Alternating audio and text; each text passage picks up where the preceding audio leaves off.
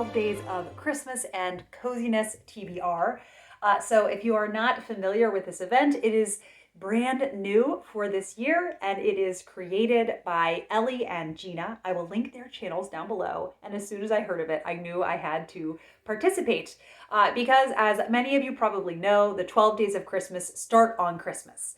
And so we kind of are a little bit flip-flopped with how Christmas should be celebrated. You're supposed to have this kind of more thoughtful anticipation of Christmas up until the actual day, or, Christmas Eve, and then just really celebrate for many, many days.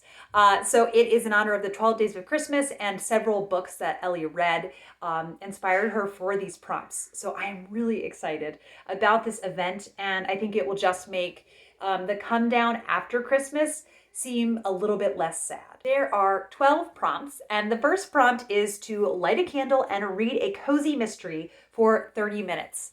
I heard about The Night of Fear by Moray Dalton from Gina when I did my Cozy Things chat with her. Another Gina, she is on Bookstagram as Babs Beloved Books, and The Night of Fear is a Golden Age mystery. It's a locked room mystery, so a closed circle mystery, but it's just over 200 pages, and I get very restless in closed circle mysteries unless they are shorter ones, which is A Very English Murder that I read a few years ago. I loved that it had that aspect to it, but everything kept moving and it was quickly resolved, and just the perfect kind of amount of suspense in that book. So I was very intrigued by The Night of Fear, and I now am a Kindle owner, and I'm very excited about it. So I will be reading that on my Kindle, and I'm really excited for it.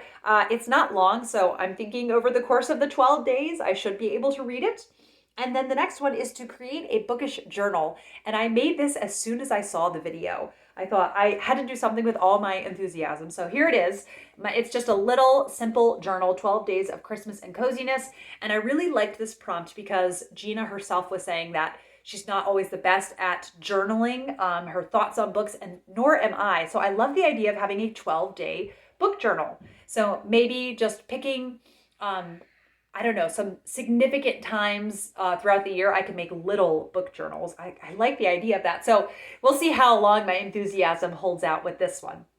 And then number 3 is to peruse a cozy cookbook. I haven't decided what cookbook I'm going to peruse. I think I'm just going to go to the library and find one that catches my eye. So I don't really have one in mind for that.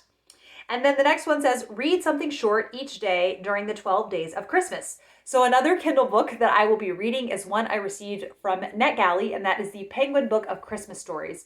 I think it came out October of this year, but I will still be carrying the Christmas spirit, and I want to celebrate all the way through Epiphany on the 12th day of Christmas. And so I love the idea of starting it after Christmas or on Christmas Day and working my way through those stories. So we'll see if I get all the way through the book, but I definitely would like to try to read a short story from that book each day of the readathon.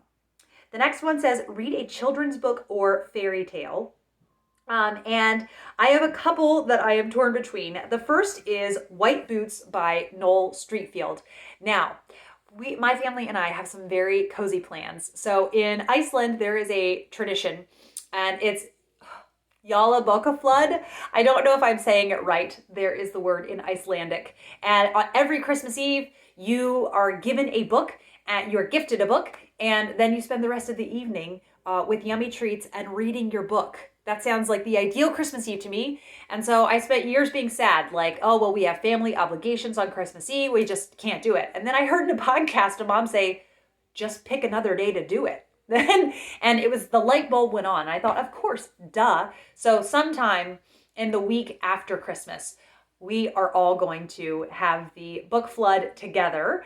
And I already have books picked out for my boys for this, and one for my husband, and they're all wrapped up under the tree. They will not be opened on Christmas. They will be opened the night of. So gifting myself White Boots by Noel Streatfeild. So I read this year, I read The Bell Family, and I fell head over heels. I loved it so much, and I thought I really need to read more Noel Streatfeild. I have to say that a few years ago when I read Ballet Shoes, I was a bit underwhelmed. But I do know that lately, in recent years, I've really been drawn to quieter books. So I wonder if I came back to ballet shoes, if I would be more drawn to it. Or maybe ballet shoes just isn't the Noel Streatfeild for me. I'm not sure. All that being said, I'm very excited to explore more books by Noel Streatfeild. So it's either going to be White Boots or this book I found in a little free library, which just says 90s Childhood. Look at this. So it's called The Cold and Hot Winter. And I think it's the sequel to a book by the same author. Called The Hot and Cold Summer is the original one. And it's the days after Christmas, and they're all kind of disappointed that Christmas is done. So they decide to kind of rewrap some of the presents that they got and just some of their toys. And then some things start getting stolen and they all suspect each other. And it just looks fun and festive and like something I could read in an afternoon. And look at these drawings. So I might just end up reading White Boots and this, because this is 130 pages and it's big print. So would not be hard. The next one is enjoy playful activities like doing a jigsaw puzzle, a Lego, or crafting. I do know that in the days after Christmas, we're also planning on one of the days with just my kind of own individual family having a game day. And so that will definitely be happening. But I also know that with my sister-in-law and sisters, I would love it if we could try to play Dutch Blitz, which is this racing card game where you're trying to get rid of all of your cards the quickest. And it's chaotic and it's so much fun to play together as a group. But it's definitely like Peter, I don't think, could know how to play it yet. So I like it when my sisters and sister-in-law are around to be able to play that together. And then also just other games. I like playing games with my family. And then the next one, and also I do think we will be doing some puzzles. The next one is read a vintage Christmas book or an older book. And this is one I bought last January. So it's been sitting here, and all year I've been saying I'd really like to read this. And this is Lisa and Lottie by Erich Kastner. And this is the inspiration for The Parent Trap. And it looks amazing. I read the first chapter and I loved the first chapter. I was in a weird reading mood in November. And so read the first chapter in November, really liked it. It has illustrations throughout. Some very whimsical ones. You can tell this is very not like an American children's book. And I love that it will have this very different flair to it. And I'm very excited for this. I love the movie. I love both movies of The Parent Trap. This is around 130 pages. Another one that would just be very easy to get through. The next one says, next prompt 8, watch an old movie or musical. I have been recently craving 7 Brides for 7 Brothers.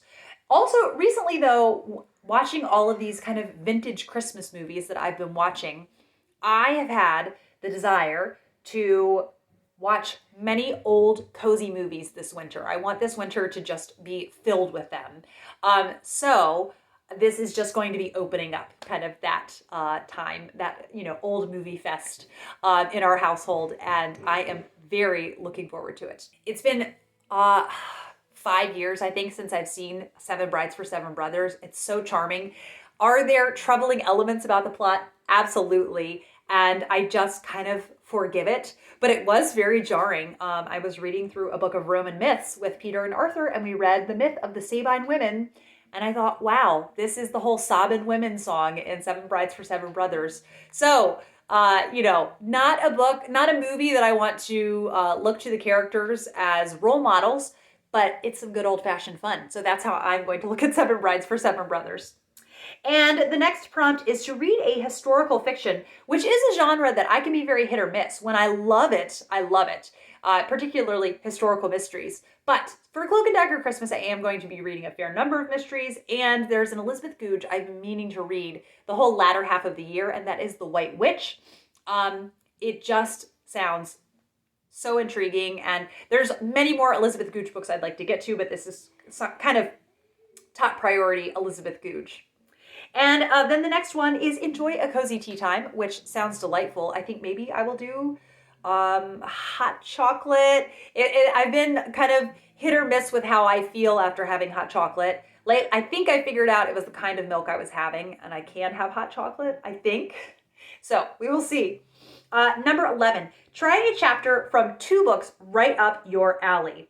Okay, I couldn't help it. I put 3 on the list. One is an audiobook, and that is Murder Offstage by L.B. Hathaway. I was just browsing around on Hoopla one day and happened upon this series. I think there's maybe 12 in all, and I think it's set in 1920s England. It's an amateur sleuth. So a historical mystery with an amateur sleuth, I am just going to get behind. And it sounds so fun. There's even a Christmas one in the series, I think if I'm remembering correctly, and she travels a lot around to lots of different places.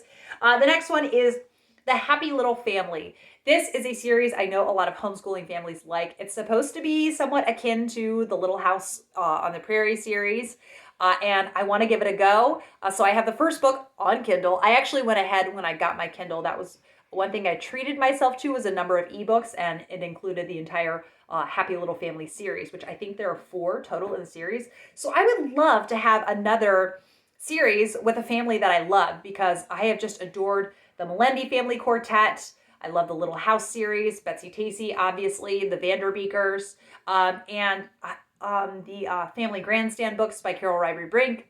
So hopefully this could be another series to love. And then lastly is The Body Under the Piano. This is kind of a series that's an homage to Agatha Christie and Hercule Poirot. It's middle grade. I think there are 4 total in the series, and the series is done. So on the one hand, it's kind of sad there's only 4, but on the other, I think it's great if an author knows when to be done with a series. And if they had 4 great ones and were content, I think that's great. And then the last one is Bake Your Own Cake to Celebrate. So we will be having an Epiphany feast on January 6th. And I actually have already this year baked a 12th night cake, which was the inspiration for prompts 11 and 12. I made it for a Christmas party. So I don't want to make a 12th night cake again. So I am planning on making a chocolate icebox pie. There are different names that it goes by, but chocolate icebox pie is what I'm calling it, and it's just a really cold, delicious treat. Very easy to make dairy-free with coconut milk or almond milk, and I'm really excited about it. So those are all my plans for 12 days of Christmas and coziness. Please let me know if you will be joining in, and I will be back with another video soon. Bye!